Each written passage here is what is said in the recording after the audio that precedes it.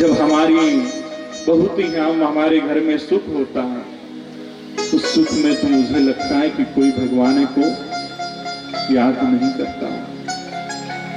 जब हमारे दुख में, जीवन में दुख आ जाता है, कष्ट आ जाता है, तो सबसे पहले नाम किसका निकलता है? ये भगवान मुझे बचा ले, तू ही एकमात्र सहारा है। आप सबने भागवत में श्रवण भी किया होगा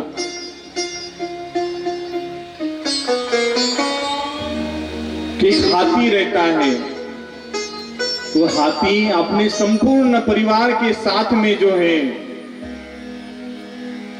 तालाब में जाता है नहाने के लिए, जिसे गज कहा जाता है।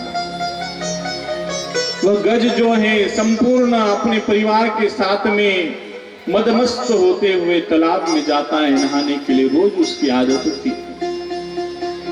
हाथी को तो देखा होगा आपने, हाथी कैसे रहता है? एकदम मदमस्त रहता है, घमंड में रहता है। और वह हाथी जो है तालाब में स्नान करने के लिए जाता है संपूर्ण परिवार के साथ। तो एक दिन उस तालाब में उसे मगरमच्छ पकड़ लेता, पैर उसका।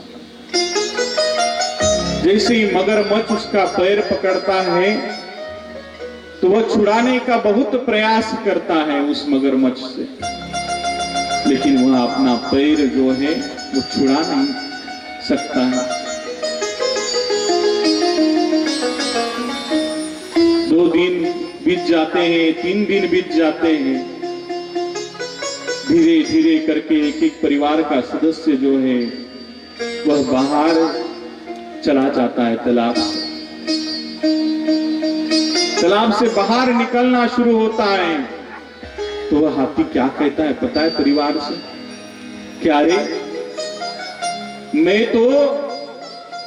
मैंने आप तक जितना भी किया सब तुम्हारे लिए तो किया, इस परिवार के लिए तो किया, लेकिन आज मेरे पर संकट आया है, तो उस संकट के समय में आप मुझे छोड़ करके जा रहे हैं। तो परिवार क्या कहता है पता है? कहता है कि तू तो मर रहा है, क्या हमें भी मारेगा? क्या हम तेरे लिए भूखे मरे? हमें तो अपना तो देखना पड़ेगा। तब जाकर के उस हाथी की जो है आंख खुलती है। अब उसे एक ही सहारा याद आता है, वो सहारा होता है भगवान का।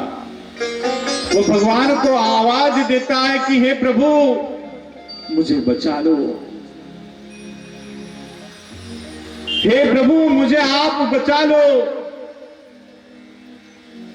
तो भगवान को जो है वो आवाज देता है, भगवान उसकी आवाज सुनते हैं। लेकिन ऐसे ही थोड़ी सुनेंगे भगवान उसकी आवाज सुनते हैं। तो आवाज जब सुनने लगता है तब वह एक फूल तोड़ करके भगवान के श्री चरणों में समर्पित कर देता है।